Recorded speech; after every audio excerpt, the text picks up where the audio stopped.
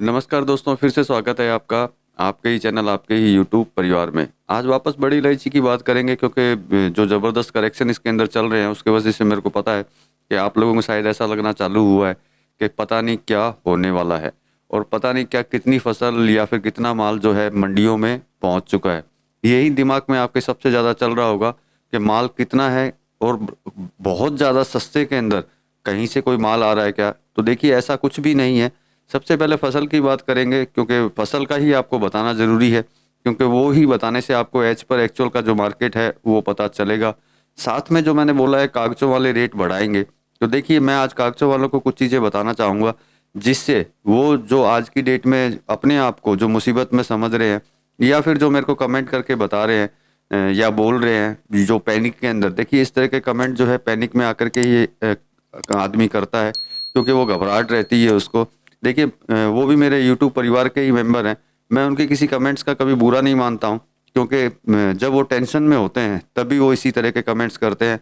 तो वो कमेंट्स करते हैं तो उनके भी जवाब मैं उनको देता ही हूँ, और आज भी उनको बताऊंगा कि किस तरीके से वो करें जिससे आपको इलायची की ताकत और साथ में सबसे बड़ी चीज़ इलायची का जो एक्चुअल भाव है वो आपको पता चलेगा, और सेकंडों में आपको पता चल जाएगा कि रियल में इलायची का भाव क्या है और चलाया क्या जा रहा है।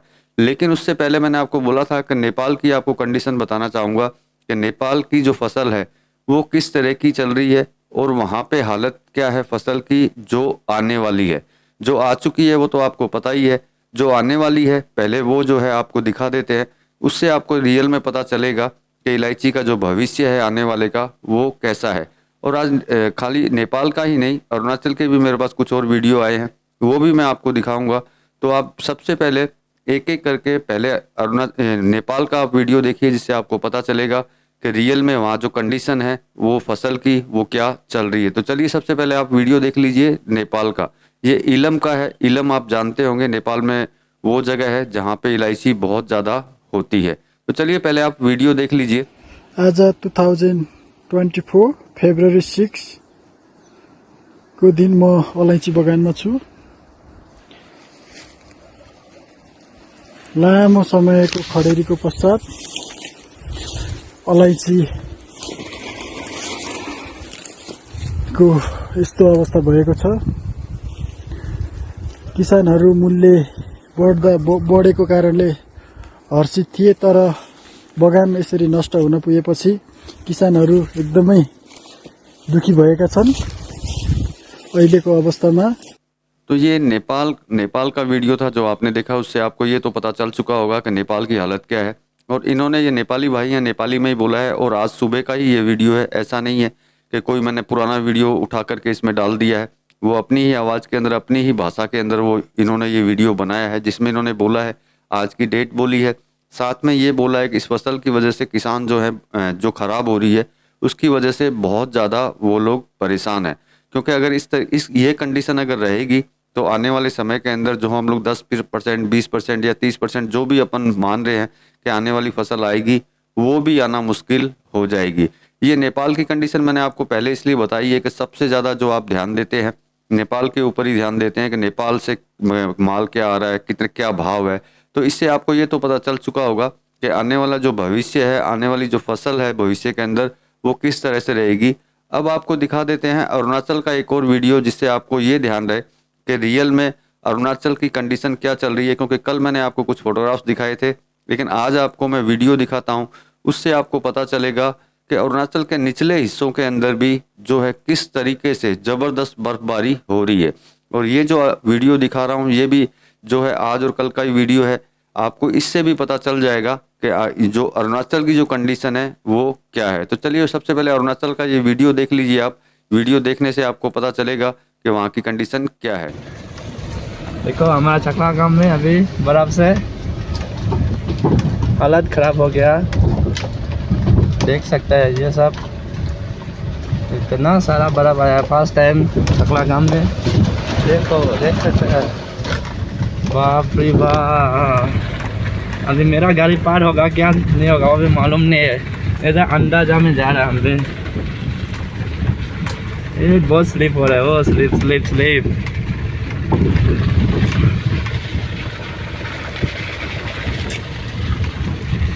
तो ये 2 वीडियो मैंने आपको दिखाए हैं, इससे आपको ये तो पता चल चुका होगा कि अरुणाचल और नेपाल दोनों के अंदर जो इलायची की जो कंडीशन है आने वाले की वो क्या है।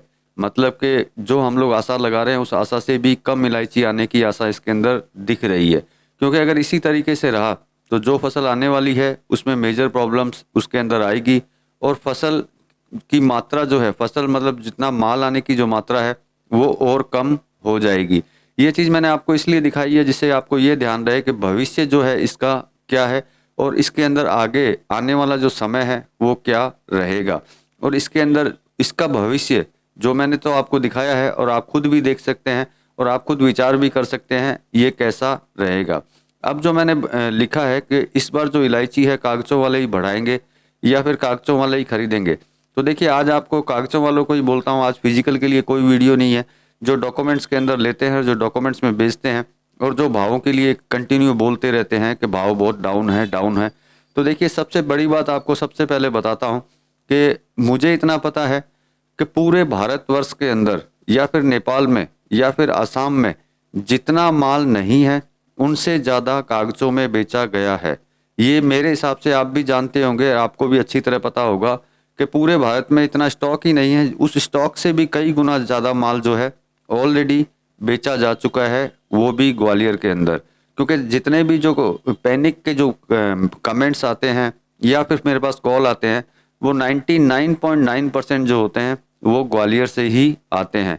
तो देखिए जब इतना माल है ही नहीं और उन्होंने इतना माल बेच दिया है तो देखिए अब आपके पास एक ही उपाय बचता है जो सबसे बड़ा है, जो आपको बचा सकता है और आपको एक्चुअल इलायची के भाव और इलायची की ताकत बता सकता है। मुझे ये भी पता है कि वहाँ पे जिसकी कैपेसिटी सिर्फ 10 बैग की होती है वो 100 बैग भी लेता है। तो आपकी अगर कैपेसिटी 10 बैग की है तो उस 10 बैग का फिजिकल माल लेना चालू कर दीजिए, वहाँ पे उनको पैसा दीजिए, माल को 100% चेक कीजिए और माल चेक करके आपको लगता है माल बिल्कुल ठीक है, जैसा बोला गया वैसा है, तो सभी माल की डिलीवरी लेना चालू कर दीजिए। अगर आप डिलीवरी लेना चालू कर देंगे तो आपको अच्छी तरह पता चल जाएगा कि रियल में है क्या, कितना माल है और उसका भाव क्या है। क्योंकि कारण ये है कि आप डॉक्यूमेंट्स के अंदर जो काम करते हैं उसमें माल आप नहीं लेते, आपको पता भी नहीं होता कि वो माल है क्या, उस माल में था क्या। लेने के बाद आपको पता चलता है कि जो मैंने सोचा था वो तो नहीं है। लेकिन रेट में तेजी और इलायची की कैपेसिटी, इलायची की जो ताकत है आपको अच्छी तरह समझ में आ जाएंगी। सिर्फ आप एक ही काम करना चालू कीजिए कि जितने भी लोगों ने, चाहे वो एमपी के कहीं से भी हों, अगर उन्होंने कागजों में माल खरीदा हुआ है तो अब जितनी आपकी कैपेसिटी है, आप अगर ने 100 बैग लिया है लेकिन कैपेसिटी आपकी 10 बैग की है तो आप 10 बैग जो है फिजिकल में लेकर के आप अपने घरों में ले जाना चालू कर दीजिए। आपको खुद को पता चल जाएगा कि इलायची की ताकत क्या है और इलायची का भाव क्या है। क्योंकि आज तक आपने सिर्फ कागजों में लिया है, अब फिजिकल लेकर के देखिए आपको पता चलेगा। और जिनके पास फिजिकल है उनको मुझे पता है किसी तरह की कोई टेंशन नहीं है, हल्की सी पैनिक उनको आ सकती है करेक्शन के अंदर, लेकिन मुझे पता है उनको घबराहट नहीं है। सबसे ज़्यादा घबराहट उन्हीं को ही है जो कागजों में काम कर रहे हैं।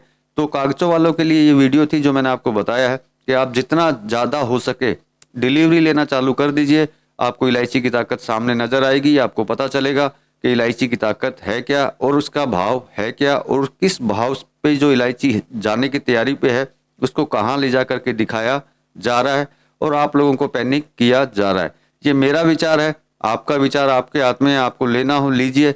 अगर आप लेंगे तो आपको एक्चुअल ताकत पता चलेगी और नहीं लेंगे तो फिर नुकसान के लिए आप तैयार रहें। क्योंकि हम इतना जानते हैं कि इलायची को कोई रोक नहीं पाएगा, ये अपने भाव पे ज़रूर आएगी। इसको जितना नीचे दबाने की कोशिश करेंगे ये उतना ही ऊपर की तरफ जाएगी। क्योंकि आने वाली फसल को देखते हैं या उसके बाद की भी फसल को देखते हैं तो आपको भी पता चलता है कि आगे की कंडीशन क्या है।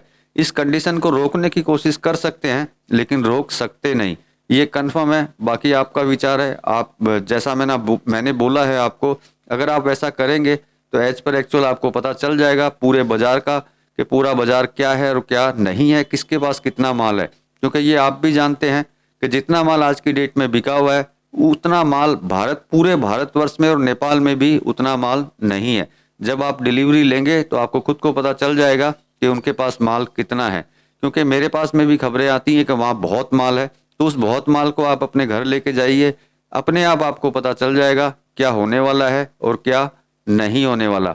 बाकी विचार आपका, मेरा सजेशन, मेरी जो जानकारी थी वो मैंने आपको दी, बाकी आप अपने हिसाब से काम कर सकते हैं। मिलते हैं दोस्तों अगले वीडियो में अगली जानकारी के साथ में, तब तक के लिए धन्यवाद।